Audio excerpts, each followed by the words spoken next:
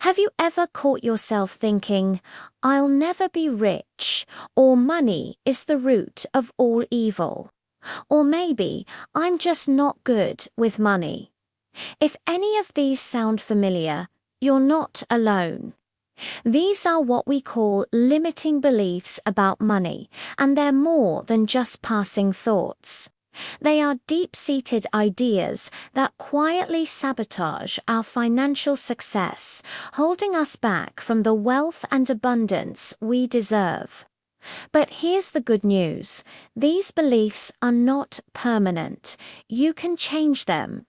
Today, we're going to dive deep into what these limiting beliefs are, where they come from, and most importantly, how we can dismantle them and build a new, empowering money mindset. This isn't just about financial theory, it's about a practical transformation that can change your life. Stick with me, because by the end of this video, you'll have the tools you need to start rewriting your financial story. So, what exactly are these limiting beliefs? They're the invisible scripts running in the background of our minds. They're the stories we tell ourselves about money, often without even realizing it.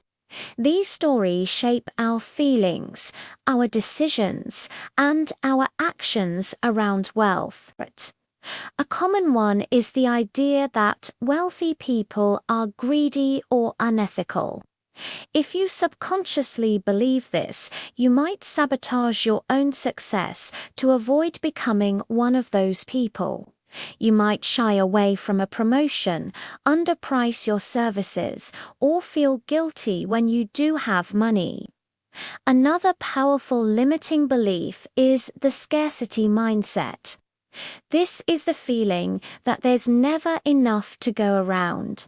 It's the constant anxiety that if you spend money, it won't come back.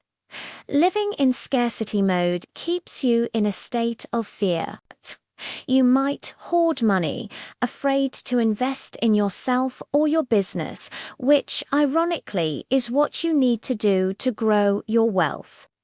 You miss opportunities because you're too focused on what you might lose rather than what you could gain. Then there's the belief that you're simply not worthy of wealth.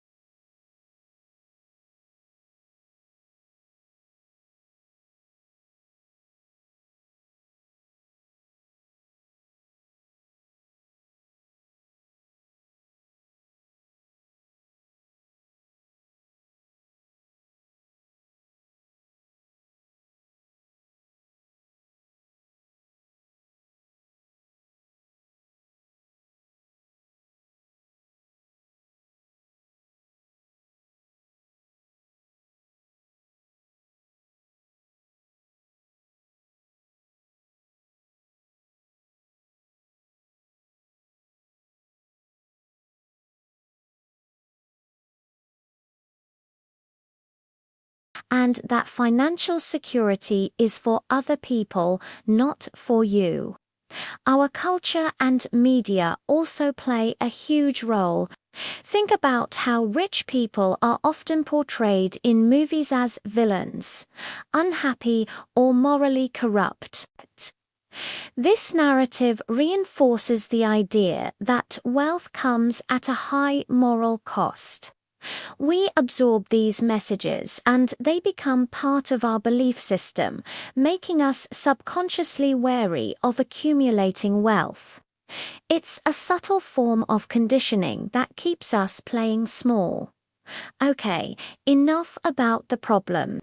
Let's get to the solution. How do we transform these beliefs? The first step is awareness.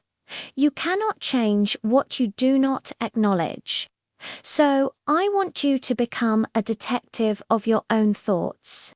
For the next week, carry a notebook or use the Notes app on your phone. Every time you have a thought or feeling about money, write it down, especially the negative ones. When you're about to make a purchase, what's the voice in your head saying?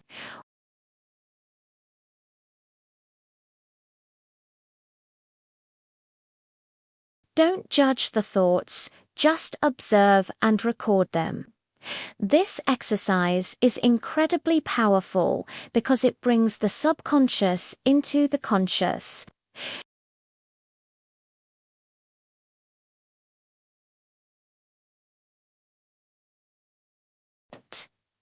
Once you've identified these limiting beliefs, the second step is to question them.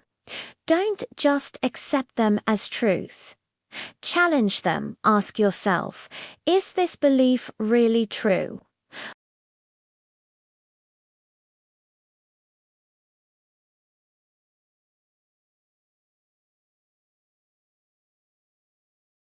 Are there famous philanthropists who have done incredible good with their money? Look for evidence that contradicts your belief. You'll quickly find that these are often just broad generalizations, not absolute facts.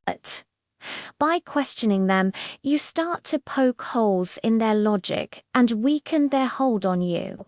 Let's take the belief, I'm not good with money. Is that really true? Or is it that you were never taught how to manage money? Being good with money isn't a personality trait you're born with. It's a skill you learn. You weren't born knowing how to read or ride a bike. You learned. The same applies to financial literacy. By framing it as a lack of skill rather than a personal failing, you shift from a fixed mindset to a growth mindset. You can learn, you can get better. The third and most transformative step is to replace the old belief with a new, empowering one. This is about creating a new script for your mind. This isn't just about wishful thinking. It's about consciously choosing a new perspective and reinforcing it until it becomes your default. This is where affirmations come in, but they have to be affirmations you can actually believe. If you're deep in debt, saying, I am a millionaire, might feel like a lie and your brain will reject it. Instead, create what's called a bridging affirmation. If your old belief is, I'll always be in debt, a bridging affirmation could be, I am taking daily steps to improve my financial situation, or every day I am getting better at managing my money.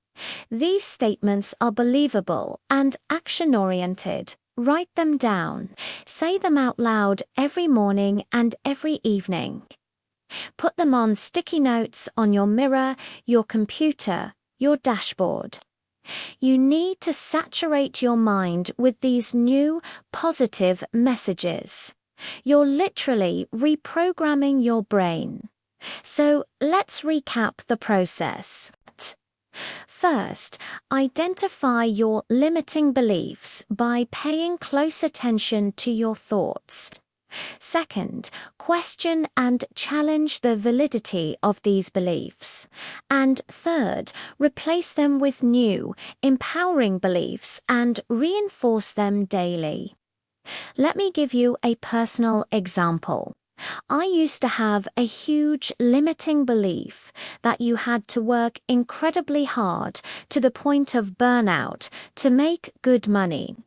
I saw my parents do it, and I thought that was the only way. So I worked myself to the bone, and I did make money, but I was miserable and exhausted.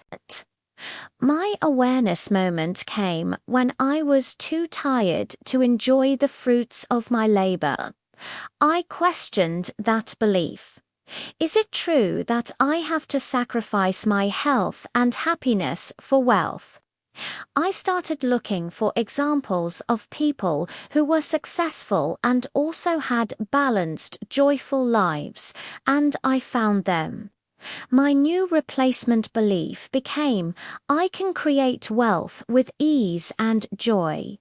I started making different choices.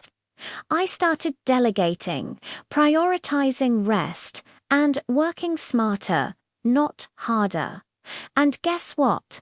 My income actually increased, and my happiness skyrocketed. This transformation is not an overnight process. It takes time, it takes patience, and it takes consistent effort. You're unlearning years, maybe decades, of conditioning. There will be days when the old beliefs creep back in. That's okay. Don't get discouraged. Just gently guide your thoughts back to your new, chosen beliefs. Every time you do this, you are strengthening the new neural pathways in your brain. You are building your muscle of financial self-awareness. I encourage you to really commit to this process. Your financial reality is a direct reflection of your inner world, of your beliefs. If you want to change your bank account, you have to start by changing your mind. You are worthy of abundance. You are capable of managing money well. Wealth is available to you, and having it can allow you to live a more expansive, generous, and impactful life. Start today. Grab that notebook. What's the number one limiting belief that's been holding you back? Write it down.